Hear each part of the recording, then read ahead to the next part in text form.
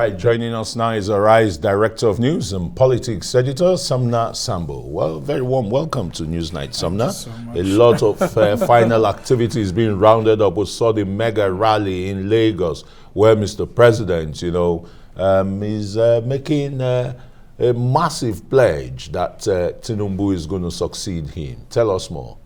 Yeah, a massive showing by Tinubu in his home state. I mean, as the homeboy, city boy that he is, you can see that, he took a tour around Lagos, and of course, it was a great showing. And I think Tinubu continues to show strength, actually, despite some of the weaknesses that other political parties think that he has and the APC has. And I want to use this opportunity to ask other political parties and their strategies not to underrate the APC and its candidate, because, I mean, with all that has happened, you will think that he is weakened and all of that, but you can see him trying to show strength.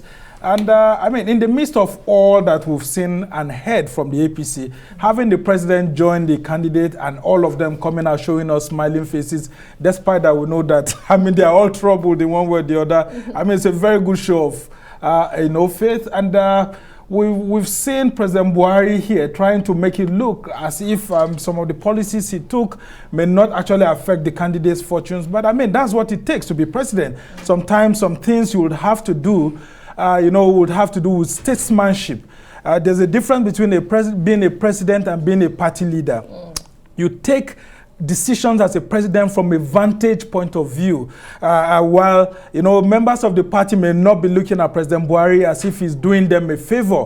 But the reality is that if it were Tinubu who was the president of the country at the moment, he will be fortunate to have several security reports and other issues, economic reports before him that will shape his decision. So it's good to know that all of them came together and they put up a very good rally. I can tell you that the APC is still a force. The members of the opposition should not go to bed. They should continue strategizing as to how to take power from the governing party, and the governing party should continue to strategize on how to maintain power if it can. Also. I mean, the president is making good his promises to campaign with and drum up support for Bola Tinubu. The party did say 10 states, even though we didn't see those 10 states. We've seen him, travel across states with him with the grand finale in Lagos today. But let's flip to another political party, PDP. And you have a governor, Otom. It's not the first time he's showing open support for Peter Obi of a Labour Party. But he did say something today. The message is, this is the chance for the Igbos. Do not miss this chance. What do you make of that message? Yeah, let me start first of all by the statement that he had said that he's willing to sacrifice himself. But that was a political statement. If he was willing to sacrifice his senatorial position, then why did he go to court to ask PDP not to suspend him? Because, I mean, it almost looked like the same treatment that was handed to Senator Nnamani. What effect would such suspension? It won't have any effect legally, but it would demoralize a lot of supporters that can whittle down their support for him on election day. So he has foreseen that.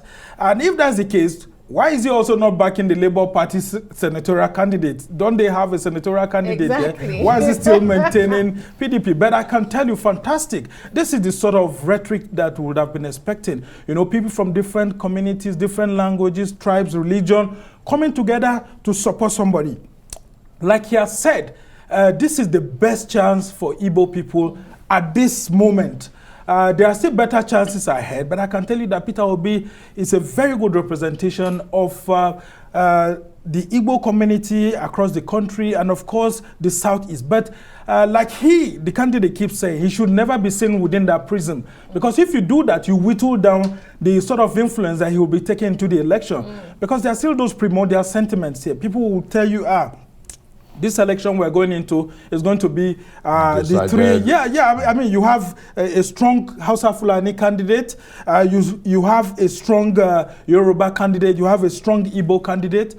And if you want to even really divide it, you can actually say you have a strong Hausa candidate and a strong a strong Fulani candidate. Fulani being Atiku Abubakar, Hausa being Rabiu Kwankwaso, and Igbo being Peter Obi, and then of course Yoruba being. But if we take a look at it, at the elections from that lens, we would have missed the golden opportunity that we have to elect someone who will face the problems. Because we'll leave aside our problems and then elect somebody based on ethnicity, and we'll miss the chance. And the disunity gap, is it going to will continue. It will continue. So just like it happened in the Second Republic, I mean, this is a classical case of the 1979 election. Let's go for someone who has the capacity to unite the country. Let's go for someone who is not going to be elected based on religion. But I can tell you, Nigerians will never run away from. The Nigerians are bad decision makers when it comes to electing a good leader.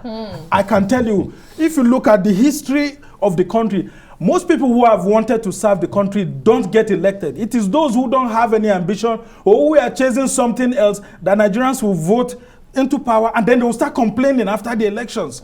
It's a big challenge. But let's look at this other challenge about some people think that whoever wins the presidency, for example, or the presidential election, should form a government of national unity because of the various fractions, in the society, whether the insecurity, the economy, the divided people and the rest. Would that really suit and hasten our socio-political and economic development, a government of national unity? Yes, it would be very good if we have a government of national unity. But politically, I wouldn't advise that to happen. But if you talk about national cohesion and all of that, I would advise that to happen.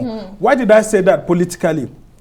In 2007, when late President Musa, when he came to power, he formed a government of national unity. Obasanjo did in 1999. Well, not necessarily so much. He brought in a few people, but Yar'Adua did more. But what happened to those political parties? Some of them fizzled out of existence. So once you do that, there's a tendency for the overwhelming political party to swallow other political parties.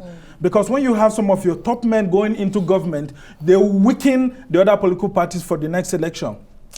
So, except if we have an instance whereby the major candidates that lose out will be the ones that will be empowered to nominate and not the political parties. But if it's the political parties, I can tell you everything will be politicized and it will affect the fortunes of the parties. So it's a very noble objective. We've seen PDP and its candidate promoting that conversation. But I will say that the winner takes it all presidential system that we practice will not even encourage that so much. By the time any party wins now, you will see the real Nigerian politician coming out of this, politician, and they will tell you that, the hallelujah voice. Yes, and they will just shift you aside. And of course, you will see the candidate taking charge.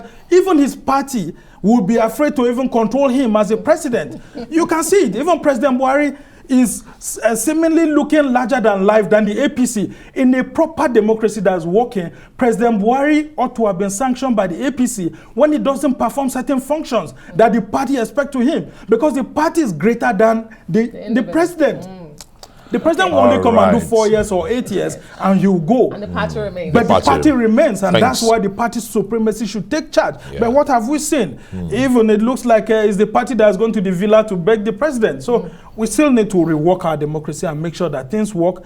Build institutions rather than build strong men, and we hope we'll learn from what we've had in the last 8 years. Slowly, never so slowly, but surely we'll be there. Thank you very much, Director News and Politics Editor Samna Sambo.